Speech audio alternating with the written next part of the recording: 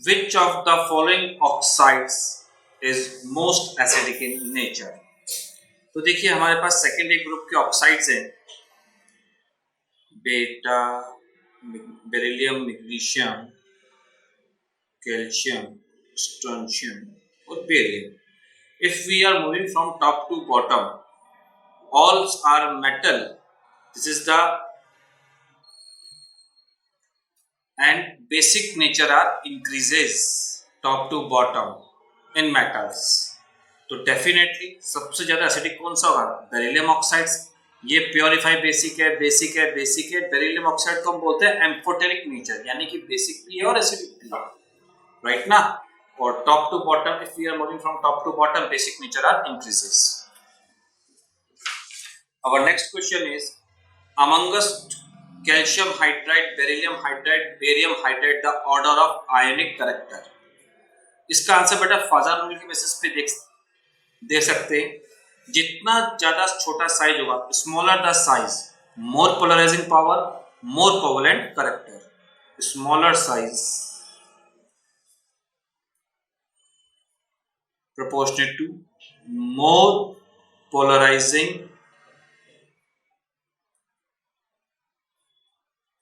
more polarizing power, more covalent character.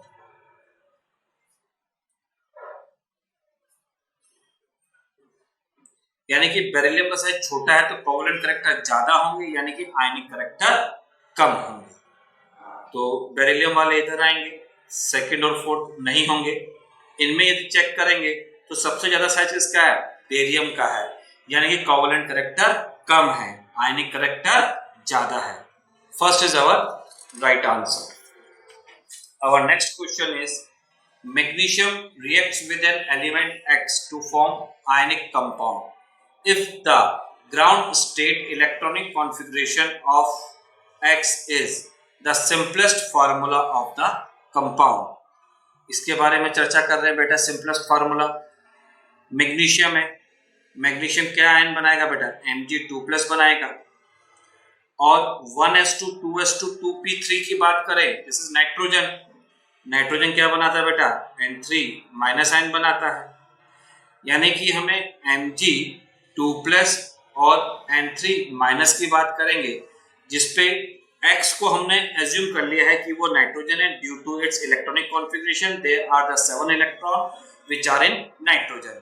Cross multiply करेंगे बेटा तो Mg3N2 बन जाएगा. The right answer is 4th. Our next question is, which one is wrong statement? Total orbital angular momentum of electron in s orbital is equal to 0. सही बात है भैया, true statement है, कहीं कोई दिक्कत है ही नहीं. क्यों? क्योंकि ऑर्बिटल एंगुलर मोमेंटम का फार्मूला क्या होता है? √L into L+1 h/2π. L के लिए S की वैल्यू कितनी होती है? 0 होती है, यानी कि L बराबर 0 1 2 3 SPDF. यहां से ये कॉन्सेप्ट आया. An orbital is designated by 3 quantum numbers while an electron in an atom is designated by 4 quantum numbers. ये भी सही है. किसी भी ऑर्बिटल के लिए आपके लिए N, L, M 3 quantum number sufficient है. Principal quantum number, azimuthal quantum number, magnetic quantum number. जबकि किसी भी इलेक्ट्रॉन के लिए, क्योंकि इलेक्ट्रॉन के स्पिन के बारे में बताना होता है, क्लॉकवाइज डायरेक्शन में है कि एंटी क्लॉकवाइज डायरेक्शन में है, उसके लिए 4 क्वांटम नंबर की रिक्वायरमेंट होती है. N, L, M, S.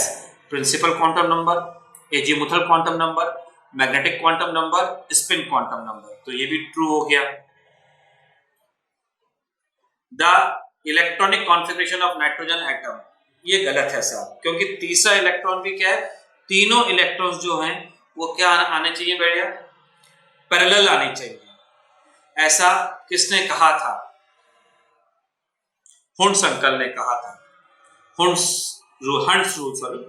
Rule. तीनों इलेक्ट्रॉन जो है पैरेलल आने चाहिए. ये रॉन्ग हो गया. The value of m for dz² is 0. ये भी ट्रू है. Third is our right answer. Our next question is which one of these will have highest bond order? तो देखिए Cn plus Cn minus NO और ये Cl। अब देखिए nitrogen के इसके अंदर कितने होते हैं? 6, 7 प्लस 6 13, एक इलेक्ट्रॉन निकाल लिया, कितने बचे? Number of electron 12। Cn minus की बात करें बेटा कितने आ जाएंगे? 14 आ जाएंगे। क्यों? 6 प्लस 1 7 प्लस 7 14। NO की बात करेंगे बेटा कितने आ जाएंगे? 15, 8 प्लस 7 15। Cn की बात करेंगे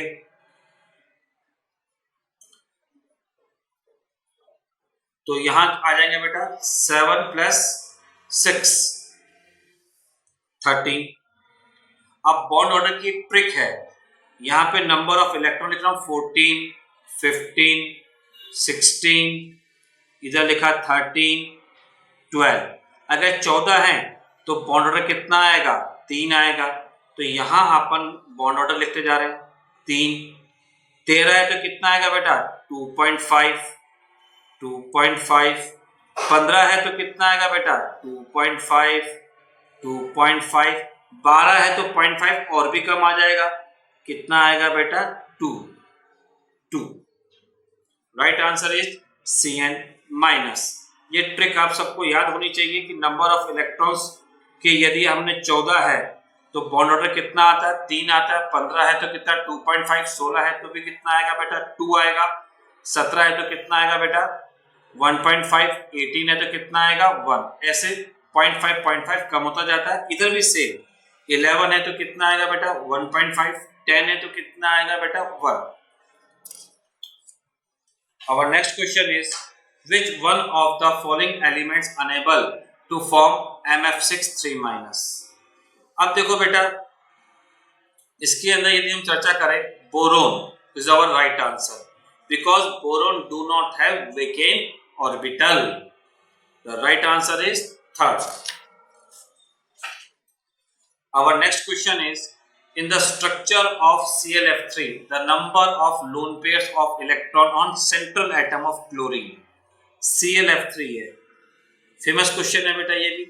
अब ClF3 का यदि हम लोग स्ट्रक्चर बनाते हैं तो आउटर मोस्ट में कितने इलेक्ट्रॉन होते हैं बेटा? 7 होते हैं। 3 हेलोजन आ जाएगी, 1 3 हेलोजन आ जाएगी, 2 और ये 3 और ये लोन पेयर। तो 1 2 3 4 5 6 और 7। कितने नंबर ऑफ लोन पेयर हो गए बेटा इसके पास? 2। इसे हम लोग क्या बोल सकते हैं? Band T shape structure. Right. और कई बार सवाल प्री मेडिकल के अंदर इवन डिफरेंट कॉम्पिटिटिव एग्जामिनेशन में पूछा जा चुका है band T shape. Our next question is considering Allingham diagram which of the following metals can be used to reduce alumina? Allingham diagram है बेटा, मैग्नीशियम से मैग्नीशियम ऑक्साइड का बनने में डेल जी की वैल्यू नेगेटिव आ रही है। एल्यूमिनियम की नेगेटिव में होती है लेकिन उससे वैल्यू कम होती है। बाकी आयरन, Fe, जिंक और कॉपर की वैल्यू भी नेगेटिव है लेकिन वो उससे भी कम है। मतलब नेगेटिव में जो सबसे ज्यादा वैल्यू है वो किसकी है? मैग्नीशियम में। गिव्स एन डेल जी की वैल्यू Mg से MgO बनने की टेंडेंसी कर रहे हैं, ऑक्सीडेशन कर रहे हैं, तो उसमें मैग्नीशियम का आराम से ऑक्सीडेशन होगा। डेल जी की वैल्यू बहुत ज्यादा नेगेटिव है, एल्यूमिनियम की उसकी तुलना में कम है। और डेल जी जितना ज्यादा नेगेटिव होगा रिएक्शन उतनी ज्यादा फिजिबल होगी। Third is our right answer. Our next question is the correct order of atomic radii in a group 13 elements। तो देखो बेटा हम नॉर्मल वे में बात करें boron, aluminium, gallium, indium, thallium, top to bottom जा रहे हैं। प्रिंसिपल काउंटर नंबर बढ़ता जा रहा है, एटॉमिक साइज भी बढ़ता जाता है। लेकिन एल्यूमिनियम और गैलियम में क्या होता है? लफड़ा होता है। लफड़ा किस कारण से होता है? Due to more Z effective. Due to more Z effective gallium के अंदर इफेक्टिव न्यूक्लियर चार्ज बहुत ज्यादा हो जाता है कंपेयर टू एल्यूमिनियम के, इस कारण से गैलियम का साइज कम हो जाएगा और एल्यूमिनियम का साइज ज्यादा होगा। दूसरा इसका एक्सप्लेनेशन बेटा डाटा बेसिस पे याद कर लीजिए, डेटा बेसिस पे याद कर लीजिए, या फिर जेड इफेक्टिव। गैलियम का जेड इफेक्टिव ज्यादा है एल्यूमिनियम से, इस कारण से उसका साइज कम हो जाएगा। Fourth is our right answer. Our next question is the correct order of nitrogen compounds in its decreasing order of its oxidation states। तो देखिए HNO3 दिया हुआ है, इसमें नाइट्रोजन का ऑक्सीडेशन नंबर निकाले तो कितना आएगा +5। कैसे निकाला 1 इंटू +1, जिस एटम का ऑक्सीडेशन नंबर निकालना है उसे हमने x मान लिया, +3 इंटू -2 बराबर 0। अगर आप करेंगे तो ये x बराबर कितना आ जाएगा +5, कितना आ जाएगा +5। ऑक्सीडेशन नंबर आप हमेशा प्लस और माइनस के साथ लिखें, बिकॉज यहाँ पे प्लस और माइनस का भी सिग्निफिकेंस होता है। NO की बात करेंगे बेटा, ये कितना जाएगा x +1 इंटू -2 बराबर 0, तो x बराबर कितना आ जाएगा +2। नाइट्रोजन की बात करेंगे बेटा, नाइट्रोजन में ऑक्सीडेशन नंबर कितना आएगा इसका 0, क्योंकि कोई भी एलिमेंटल स्टेट में किसी भी एलिमेंट का ऑक्सीडेशन नंबर 0 होता है। तो +5 +2 डिक्रीजिंग ऑर्डर, 0 डिक्रीजिंग ऑर्डर। अब आया हमारे पास अमोनियम क्लोराइड। अमोनियम क्लोराइड एक तरह का आयनिक कंपाउंड है। जब भी हम इस तरह के आयनिक कंपाउंड हो तो पहले उसको कैटायन और एनायन में सेग्रीगेट कर लेते हैं। NH4 प्लस x +4 इंटू -1 बराबर 0, x बराबर सॉरी या +1 आएगा, x बराबर x +4 इंटू +1 बराबर +1, x बराबर -3। ओके, तो देखिए ये पूरा का पूरा क्या आ गया डिक्रीजिंग ऑर्डर आ गया। साइन का फिजिकल सिग्निफिकेंस है -3, मतलब वैल्यू क्या हो रही 0 से कम है। 1 is our right answer। Our next question is which oxides of nitrogen is not a common pollutant introduced into the atmosphere both due to natural and human activity। तो देखिए बेटा ह्यूमन एक्टिविटी के कारण फॉसिल्स है, fossils को burn करने पे NO2 और NO इंट्रोड्यूस होते हैं। एनवायरमेंट के अंदर N2O तो रहता ही है। is not a common pollutant introduced into the atmosphere both due to natural and human activity के कारण। ये आपके पास NO and NO2 फॉसिल्स के बर्न करने पर प्रोड्यूस होते हैं। इसका मतलब ह्यूमन एक्टिविटी से ये एटमॉस्फेयर में डेवलप हो रहे हैं। N2O एटमॉस्फेयर में रहता ही है। The right answer is N2O5। Our next question is the type of isomerism shown by the complex। इसके बारे में यदि हम चर्चा करें तो देखिए ये इसका राइट आंसर है ज्योमेट्रिकल आइसोमर। सिस और ट्रांस फॉर्म में ये एग्जिस्ट करेगा। ये CO कोबाल्ट का स्ट्रक्चर बनाया बेटा, ये Cl, ये Cl और ये यहाँ पे अपन ने EN क्या होता है इथाइलिन डाइअमीन। ये क्या होता है बेटा इथाइलिन डाइअमीन, सिस फॉर्म आ गया। अब हम इसके बारे में चर्चा करते हैं next cobalt. Now this is transform. Cl और Cl का आगे अपोजिट में आगे, सिस और ट्रांस कहां चर्चा करेंगे ज्योमेट्रिकल आइसोमर्स के बारे में चर्चा करेंगे। First is our right answer. Our next question is which one of the following ions exhibits d-d transition and paramagnetism well। तो देखिए नंबर ऑफ अनपेयर्ड इलेक्ट्रॉन होंगे तो पैरामैग्नेटिक होगा, सीधा सा कॉन्सेप्ट है। अब CrO4 2- में क्रोमियम का ऑक्सीडेशन नंबर कितना आ जाएगा बेटा जी, ऑक्सीडेशन नंबर +6। Cr2O7 2-, Cr2O7 2-, इसके अंदर भी बातचीत करेंगे तो क्रोमियम का ऑक्सीडेशन नंबर कितना आएगा भैया +6,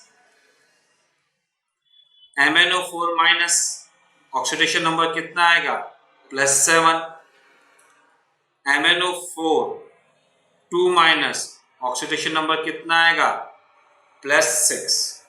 अब देखिए क्रोमियम की यदि हम बात करते हैं आप लोगों से, क्रोमियम का एटॉमिक नंबर 24 होता है और 1s2 2s2 2p6 3s2 3p6 3d5 4s1।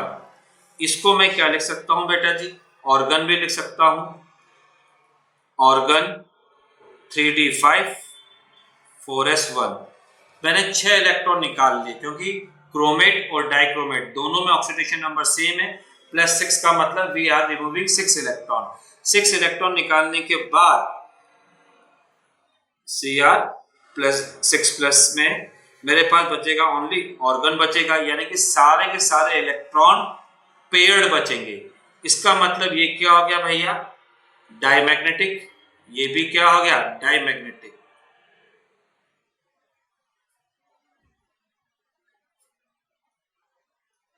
Okay, MnO4 minus manganese की बात करेंगे, मैग्नीज कितना बेटा 25, 1s2 2s2 2p6 3s2 3p6 3d5 4s2 और क्या ले सकता हूं ऑर्गन 3d5 4s2। मैग्नीज में दो तरह का ऑक्सीडेशन स्टेट है बेटा। पहला यदि हम बात करें तो Mn7+ है, Mn7+ में 7 इलेक्ट्रॉन निकाल दिए, 7 इलेक्ट्रॉन निकाल दिए यानी कि सारे के सारे इलेक्ट्रॉन क्या बचे पेड बचे, तो ये भी क्या हो गया डाई मैग्नेटिक हो गया। +6 6 इलेक्ट्रॉन निकालने पे एक इलेक्ट्रॉन बचेगा, एक इलेक्ट्रॉन बचेगा, इसका मतलब ये क्या हो गया पैरा मैग्नेटिक। तो पैरामैग्नेटिज्म तो एक ही शो कर रहा है, कौन सा MnO4 2 माइनस। अब रही बात डी ट्रांजिशन की, तो डी ट्रांजिशन क्या होता है इस चीज को समझते हैं। देखिए पहले जो d ऑर्बिटल्स है ओनली मैग्नीज एलिमेंट है, तो यहां पर d ऑर्बिटल इस तरह से एग्जिस्ट करेगा, सारे ऑर्बिटल्स की एनर्जी बराबर होती है 2 3 4 5 डीजनरेट ऑर्बिटल। लेकिन जैसे ही ये कंपाउंड बनाएगा तो d ऑर्बिटल्स दो पार्ट में स्प्लिट होता है T2g और Eg के अंदर। T2g की एनर्जी जो होती है वो कम होती है, Eg की एनर्जी जो होती है वो ज्यादा होती है। अब हम एग्जाम्पल ले लेते हैं Mn+6 का, क्योंकि वही एक पैरामैग्नेटिक नेचर है और उसमें एक अनपेयर्ड इलेक्ट्रॉन है। अब ये इलेक्ट्रॉन क्या है लोअर एनर्जी से हाई एनर्जी में जाएगा और वापस हायर एनर्जी से लोअर एनर्जी के अंदर आएगा, तो कुछ इमिशन होगा, वो इमिशन ही हमें कलर के रूप में दिखता है और दैट इज डी ट्रांजिशन। एक d ऑर्बिटल से दूसरे d ऑर्बिटल, फिर वापस दूसरे d ऑर्बिटल से वापस d ऑर्बिटल में आना, that is called D transition. तो पैरामैग्नेटिक हो गया, कलरफुल हो गया, ये तय है। अब यहाँ एक और सवाल बनता है कि साहब क्रोमेट डाइक्रोमेट और MnO4 माइनस अगर ये डायमैग्नेटिक हैं तो ये क्या कलरफुल है कि कलरलेस है? ये भी भैया कलरफुल होते हैं, ये भी कलरफुल होता है। यहाँ पे रीजन आएगा लिगेंड मेटल चार्ज ट्रांसफर और यहाँ आएगा d transition. Okay, fourth is our right answer. Our next question is the geometry and magnetic behaviour of the complex are. Tetracarbonyl nickel है बेटा, बहुत फेमस सवाल है। 0 इसका ऑक्सीडेशन नंबर आएगा क्योंकि निकेल का ऑक्सीडेशन नंबर कितना आएगा 0। अब निकेल के बारे में चर्चा करें तो निकेल का इलेक्ट्रॉनिक कॉन्फ़िगरेशन लिखेंगे तो निकेल के अंदर 18 का हमने ऑर्गन लिख लिया बेटा। ओके, अब आपके पास जाएगा 4s के अंदर और 3d के अंदर 3d 8 4s 2। अब 3d 8 की यदि आप चर्चा करेंगे और यहां चर्चा करेंगे 4s की चर्चा करेंगे तो ये 1 2 3 4 5 6 7 8 कार्बोनाइल स्ट्रॉन्ग फील्ड लिगेंड है, तो ये अनपेयर्ड इलेक्ट्रॉन को पेयर अप करेगा, अनपेयर्ड इलेक्ट्रॉन को पेयर अप करेगा। इसका मतलब आपके 4s के इलेक्ट्रॉन कहां आ जाएंगे, 3d में आ जाएंगे। तो ये 4s आपके पास क्या रहा भैया, वेकेंट, और 4p भी क्या रहा, वेकेंट, और 3d आपका कंप्लीट फिल हो गया।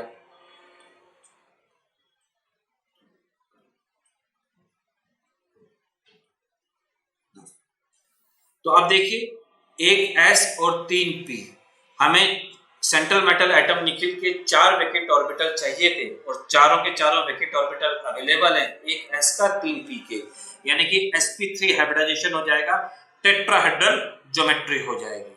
sp3 hybridization, that is tetrahedral geometry, and all electrons are paired, that is diamagnetic in nature. Right answer is second. Our next question is iron carbonyl is. अब इसके बारे में हम आपसे चर्चा करें, आयरन कार्बोनाइल। कोई भी कॉम्प्लेक्स कंपाउंड में यदि एक सेंट्रल मेटल एटम है तो उसे मोनोन्यूक्लियर बोलेंगे, 2 है तो उसे डाइन्यूक्लियर बोलेंगे, 3 है तो ट्राइन्यूक्लियर, और 4 है तो टेट्रान्यूक्लियर। लेकिन आयरन कार्बोनाइल के अंदर ओनली एक ही सेंट्रल मेटल एटम है, इसलिए इसे हम लोग क्या बोलते हैं, mononuclear. Second is our right answer. Our next question is match the metal ions gives column 1 with spin magnetic moment of the ions gives in column 2. Match the metal ions given in column 1 with the spin magnetic moment of the ions given in column 2 and assign the correct code. तो देखिए spin magnetic moment का जो formula है वो आप ध्यान में रख लीजिए, रूट n+2 बोर मैग्नेटॉन, जहां पे n क्या है, नंबर ऑफ अनपेयर्ड इलेक्ट्रॉन। अब देखिए सवाल के बारे में चर्चा करते हैं। आपके पास कोबाल्ट है, एटॉमिक नंबर कितना होता है, 27, इलेक्ट्रॉनिक कॉन्फिगरेशन लिख दिया, कोबाल्ट 3+, मतलब वी आर रिमूविंग 3 इलेक्ट्रॉन, कितना आएगा 3d6, that is 4 number of unpaired electron.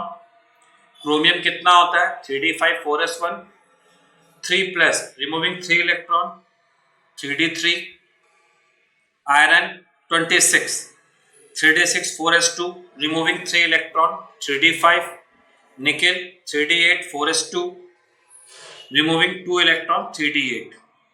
We are filled all the electron in 3d orbitals. Number of unpaired electrons and apply the formula spin magnetic moment root n into n+2 Bohr magneton where n is the number of unpaired electron. अब आप सबको match करेंगे तो इसके अंदर जो सही answer बनेगा वो बनेगा 1 is the right answer. Check कर लीजिए, हम लोगों ने कोबाल्ट का निकाला है रूट 24, यानी कि A के साथ क्या होना चाहिए, 4 होना चाहिए। हम लोगों ने क्रोमियम का निकाला है रूट 15, तो क्रोमियम है, क्रोमियम के साथ क्या होना चाहिए बेटा, 5 नंबर होना चाहिए। बी के साथ क्या होना चाहिए, 5 जो है यहाँ पर। हम लोगों ने आयरन का निकाला है रूट 35, तो आयरन के साथ क्या होना चाहिए, रूट 35, यानी कि सेकंड नंबर होना चाहिए। हम लोगों ने निकिल का निकाला है रूट 8, तो निकिल के साथ रूट 8, यानी कि डी का क्या होना चाहिए, 1 होना चाहिए। First is our right answer.